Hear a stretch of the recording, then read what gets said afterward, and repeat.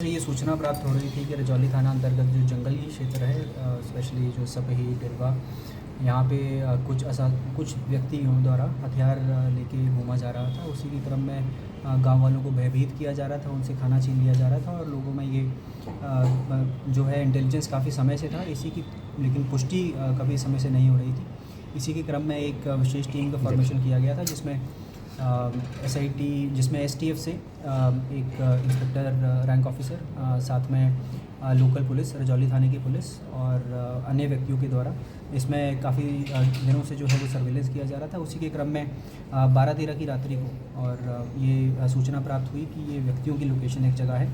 वहीं पे डेलवा गांव में जाके जब रेड छापेमारी की गई तो एक व्यक्ति को गिरफ्तार किया गया जिसका नाम अजीत यादव है, पिता बालेश्वर और डेलवा गाँव के ही वो रहने वाले हैं, जिनको गिरफ्तार किया गया है।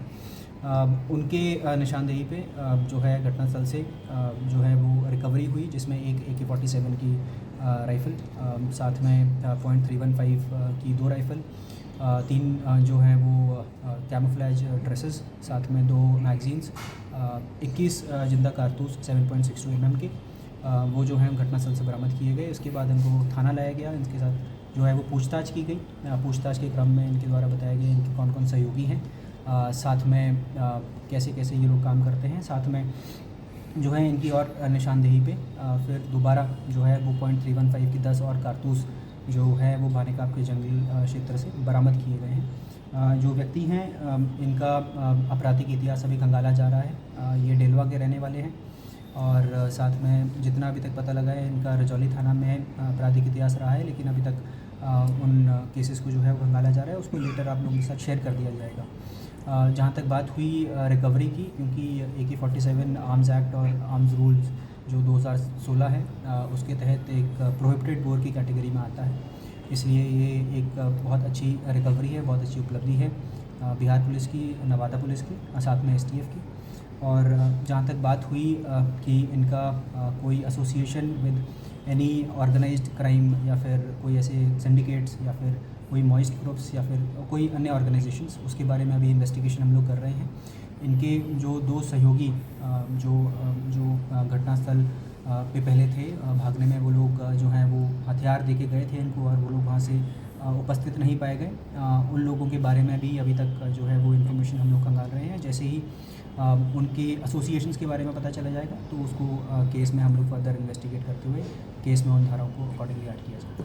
सर, ये AK-47 आर्म फोर्सेस का लूटा हुआ या किसी और का है? देखिए, जो AK-47 है नॉर्मली जैसा मैंने बताया एक प्रोहिबिटेड बोर है। सिर्फ जो है वो गवर्नमेंट एम्प्लॉइज़ या फिर आर्म फोर्सेस, पुलिस फोर्स या फिर बहुत गवर्नमेंट जो है वो परमिशंस के बाद स्पेसिफिक लोगों को मिलता है। तो उसी के क्रम में अभी तक उसका वेरिफिकेशन चल रहा है, वेदर वो आर्म्स जो है वो पुलिस से लूटा गया था या फिर आर्म्ड फोर्सेस से लूटा गया था। उसके बारे में अभी आपको डिटेल्ड इन्फॉर्मेशन नहीं शेयर कर पाएंगे, जैसे वेरिफिकेशन होगा आपको बता दिया जाएगा। किस गिरोह के सदस्य हैं सर? कोई गिरोह, जैसे कि मैंने आपको बताया डिटेल में भी, कोई ऐसा स्पेसिफिक गिरोह के बारे में अभी तक नहीं पता चल पाया है। जो इनके साथी हैं जो FIR में अक्यूज़्ड है, नेम्ड अक्यूज़्ड हैं, इसके अलावा इनका जो इनने डिटेल्स, जो कन्फेशन भी पुलिस को दिया है, उसमें जो इनने सहयोगियों के बारे में डिटेल शेयर की है, जैसे उनका सत्यापन किया जाएगा, उनको पकड़ा जाएगा। उसके बाद ऑर्गेनाइज्ड किसी ग्रुप के बारे में हमें और डिटेल्ड इन्फॉर्मेशन मिलेगी। वर्तमान में ऐसे कोई स्पेसिफिक जो है वो ऑर्गेनाइज्ड क्राइम ग्रुप से इनका ताल्लुकात अभी तक हमारे द्वारा नहीं जो है वो पाया गया। नक्सली को गतिविधि ज़्यादा है सर? वही आपसे शेयर कर रहे हैं कि नक्सली के बारे में हम सत्यापन नहीं कर सकते हैं। हाल फिलहाल में ऑपरेशंस भी बड़े हैं और इसमें कोडरमा के साथ मिलकर भी कुछ ऑपरेशंस किए गए थे सेम इन्फॉर्मेशन जो आप बता रहे हैं उसके सत्यापन के लिए, लेकिन ऐसा कोई वेरीफाइड इन्फॉर्मेशन हमें नहीं मिल पाया है। जो अभी तक रिकवरी हुई है वो आज आपके साथ शेयर कर रहे हैं। जब इनका एसोसिएशन किसी ऑर्गेनाइज ग्रुप, नक्सली या फिर कोई अन्य ऑर्गेनाइज ग्रुप के साथ मिलेगा तो वो आप लोगों के साथ बता दिया जाएगा।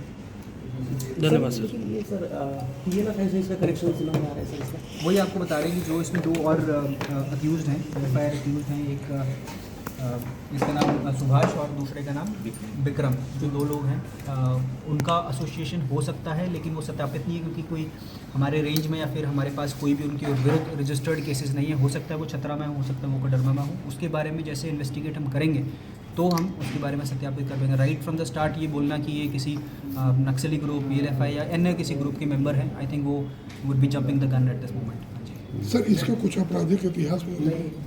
आपराधिक इतिहास इनका है, वो अभी रजौली थाने में रजिस्टर्ड है केस। जो है आपसी विवाद था, जितना इन्होंने खुद अपने बारे में बताया है पूछताछ के क्रम में। उसका case number, case details, charge sheet का क्या स्टेटस है उसका हम शेयर करेंगे। अभी तक हम उसको प्रेस विज्ञप्ति में डाल नहीं पाएंगे। उद्देश्य क्या था इसका हथियार? उद्देश्य जैसे कि आपको बताया कि लोगों को भयभीत करना, साथ में जो है लोगों से कुछ सामान छीन लेना या लोगों को भयभीत करके खाना लेना, ये सब करना। लेवी वगैरह लेना, लेवी वगैरह के बारे में अभी तक कुछ विस्तृत बोल नहीं पाएंगे, लेकिन डेफिनेटली हम उस एंगल पे भी इन्वेस्टिगेट कर रहे हैं।